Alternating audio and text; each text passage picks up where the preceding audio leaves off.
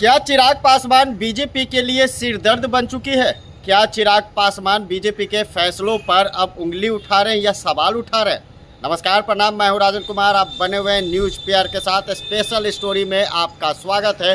बात होगी दलित नेता वर्सेस बीजेपी का स्टैंड। देखिए, वो कोटे में कोटा हो या यूपीएससी लिटरल लेटर हो या तमाम तरह की बातें हो, चिराग पासवान अब सवाल उठा रहे हैं अपने ही पार्टी, यानी हम साफ तौर से चलिए अब आप बताते हैं। चिराग पासवान बीजेपी के हनुमान यानी नरेंद्र मोदी के हनुमान कहे जाने वाले चिराग पासवान अपने राम जी से नाराज इस तरह से हो गए हैं कि यूपीएससी लिटरेसी लेटर पर सवाल खड़े कर दिए और आरक्षण पर जिस तरीके से बिहार में बंदी हुआ और बंदी का असर खास तौर से देखने को मिला, अब इस पर भी चिराग पासवान बीजेपी के फैसलों के खिलाफ है। चिराग पासवान ने आरक्षण पर जो एससी एसटी समर्थक है जो प्रदर्शन कर रहे थे उनके साथ खड़े हो गए। उन्होंने साफ तौर से कहा कि आरक्षण 1.5 जिस तरीके से जो चल रहा है, कोटे में कोटा, वो किस तरीके से। बाबा भीमराव अंबेडकर ने साफ तौर से कहा था कि आरक्षण के साथ छेड़खानी नहीं होगी, लेकिन लगातार आरक्षण के साथ छेड़खानी होना कहीं ना कहीं अब एससी एसटी का प्रदर्शन जिस तरीके से बिहार में बिहार ही नहीं पूरे भारत बंदी किया गया था, बिहार में इसका असर भी देखने को मिला था। अब चिराग पासवान लगातार दलितों का मसीहा बनते हुए नजर आ रहे। देखिए, दलितों का मसीहा जीतन राम मांझी को भी कहा जाता है, लेकिन जीतन राम मांझी उस फैसले का स्वागत कर रहे हैं और चिराग पासवान उसी फैसले का विरोध कर रहे हैं। और चिराग पासवान के समर्थन में सभी दलित वर्ग आ चुके हैं, यानी यूँ कहिए आने वाले समय में विधानसभा चुनाव है, उसको लेकर चिराग पासवान का सबसे ज़्यादा स्ट्राइक रेट भी बढ़ सकता है। लोकसभा चुनाव में बढ़ा था, विधानसभा चुनाव में भी स्ट्राइक रेट बढ़ेगा और वही आलम रहा कि चिराग पासवान ने जिस तरीके से कोटे पर कोटा, यूपीएससी लिटरली लेटर पर जिस तरीके से सवाल खड़े किए हैं, वो मोदी सरकार के खिलाफ। मोदी 3.0 का कुछ महीने ही हुआ है, लेकिन सरकार बैकफुट पर आ चुकी है।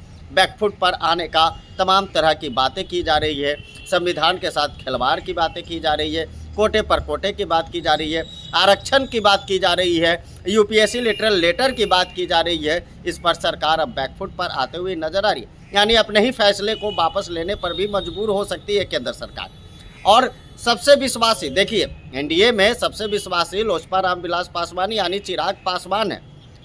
पीएम मोदी के सबसे करीबी और हनुमान कहे जाने वाले चिराग पासवान उन्हीं के फैसले पर अब सवाल खड़े कर रहे हैं कि कोटे से कोटा आरक्षण, क्या बाबा साहब भीमराव अंबेडकर जो संविधान बनाए थे वो गलत था?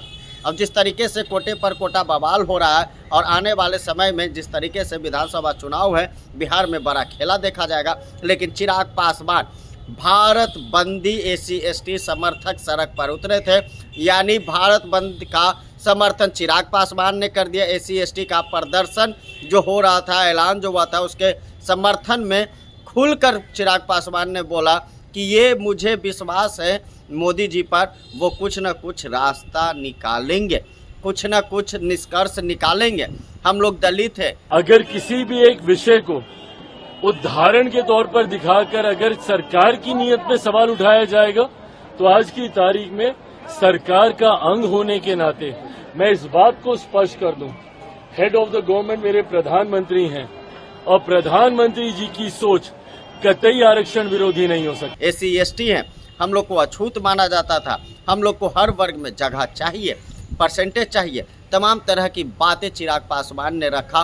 और यही आलम है कि जिस तरीके से दलित अति पिछड़ा वर्ग सड़क पर उतरे थे, प्रदर्शन कर रहे थे, रोड जाम कर रहे थे अपनी मांगों को लेकर, संविधान को लेकर, और वही आलम हुआ कि चिराग पासवान भी इनके समर्थन में खड़े हो गए, तो कहीं ना कहीं बीजेपी भी बैकफुट पर आने लगी है। और बीजेपी को ये उम्मीद नहीं होगी कि चिराग पासवान इसका विरोध करेंगे।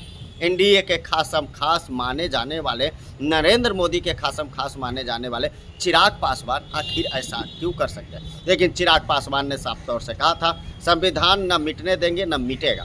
उन्होंने साफ तौर से खुले मंच से भी कहा था कि मुझे नरेंद्र मोदी पर विश्वास है, संविधान के साथ खिलवाड़ नहीं होगा। और वही है कि एससी एसटी के समर्थन में, दलितों के समर्थन में चिराग पासवान खड़े उतर गए हैं।